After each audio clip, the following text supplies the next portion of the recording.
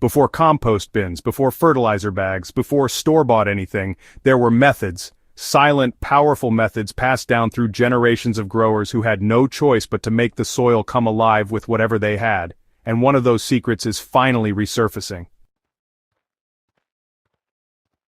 What happens when you bury a mixture so rich in microbial food and mineral balance that the soil literally begins to feel soft, living, and full of breath again?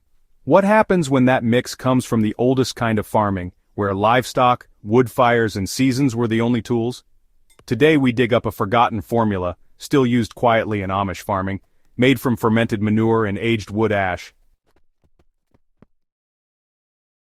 This is not your average compost, and it doesn't just feed plants, it revives the entire soil ecosystem from deep below, attracting worms, fungi, bacteria, and eventually thriving roots. You don't have to turn it, you don't have to water it constantly, you bury it once, then wait, and soon your bed starts breathing again. Let's break it down and show you how to make it work in your garden, whether you're restoring lifeless clay or building a new raised bed from scratch. So, a lot of gardeners think of manure in just two ways. There's fresh manure, which, honestly, can burn roots, and then there's composted manure, which is much gentler and ready to use. But, there's actually a third category that doesn't get talked about much: fermented manure. It's less known, but wow, it's far more packed with microbes. Fermented manure is basically manure that's been mixed with water and left to sit in a closed container, like say a sealed bucket or a drum, for anywhere from 2 to 4 weeks, and the goal here isn't to let it rot. Nope, it's all about fermentation.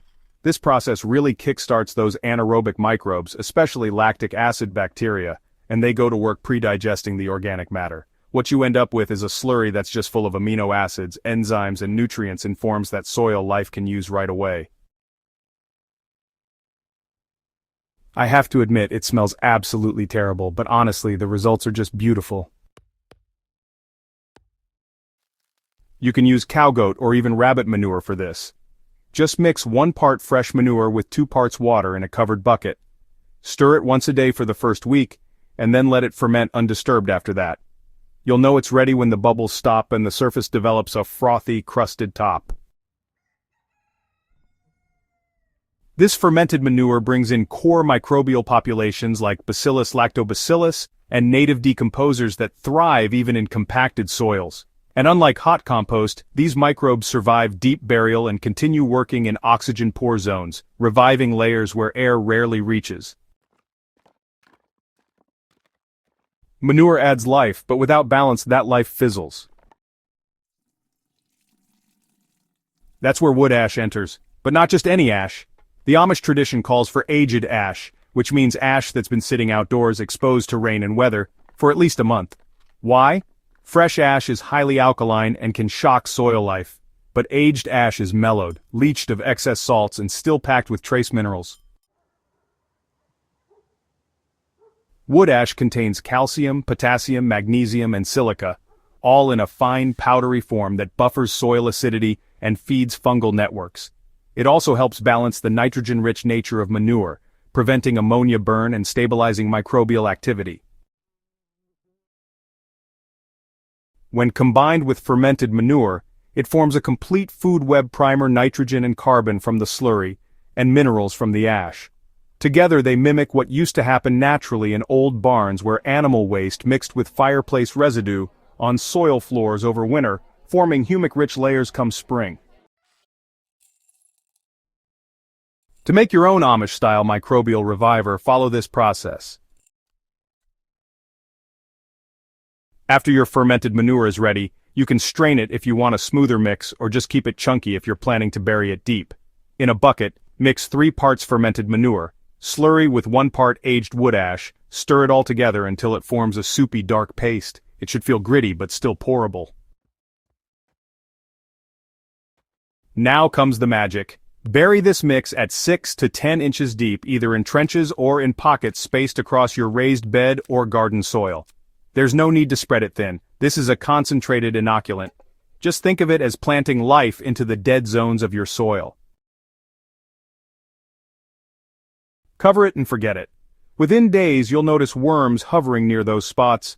The smell fades underground, but microbial activity really starts to pick up. Within a few weeks, your soil structure improves, your mulch decomposes faster, and you'll even notice healthier weeds at first, because the biology is waking up. If you're working with clay or compacted soil, this method is especially powerful. It softens hard pan layers from below, inviting roots to explore and water to soak deeper. Now, if your bed is sandy, the manure side improves moisture retention, while the ash prevents nutrient leaching. This isn't a quick fix, but it's deep work, the kind that sets your soil up for years of fertility with just one effort. Standard compost is aerobic, meaning it relies on turning and air. That's great for shallow soils. But most dead soil lacks life beneath the top 4 inches. This fermented ash manure mixture sinks into the anaerobic layers, bringing microbes that don't need oxygen to work. These microbes break down hard-to-digest particles, secrete acids that free up phosphorus, and partner with worms to push organic matter upward. It's a vertical solution in a world of shallow soil strategies. The ash also provides something compost lacks: highly available minerals. Especially in acidic or exhausted soils, this mix restores the buffering capacity needed to support fungal growth, mycorrhizal partnerships, and humus formation. And finally, because it's buried, it doesn't dry out or oxidize. It stays cool, dark, and active, just like the forest floor. Don't use ash from treated wood or charcoal briquettes. Only clean, raw hardwood ash works safely. If you don't have livestock manure, look for local farms that sell fresh droppings, or substitute with fermented bokashi bran for a similar effect. Apply this mix only once per season, preferably in early spring or fall. Too much ash or nitrogen can imbalance the soil temporarily. And don't till it in, let the layers build themselves. What the Amish understood wasn't chemical, it was biological. They knew soil wasn't just dirt, it was a living fabric. Their methods didn't just feed crops, they fed the soil first, trusting that good food would follow. This ancient blend of fermented manure and wood ash is not a product you can buy, it's a method you make. And when buried right, it sparks a revival that no synthetic input can imitate. If your soil is crusty, unresponsive, or slow to sprout, even with compost, try going deeper. Feed the microbial underworld. That's where the real repair begins. Ready to revive your own dead beds with this forgotten mix? Try it once, bury it deep, and observe what happens over the coming weeks. If the worms return, the structure shifts, and the mulch vanishes faster than usual, you'll know the underground is awake again. If this guide helped, don't keep it to yourself. Share it with a fellow gardener and subscribe to Soil Doctor for more science-backed, field-tested soil solutions. Your soil isn't dead, it's just waiting for the right signal to live again.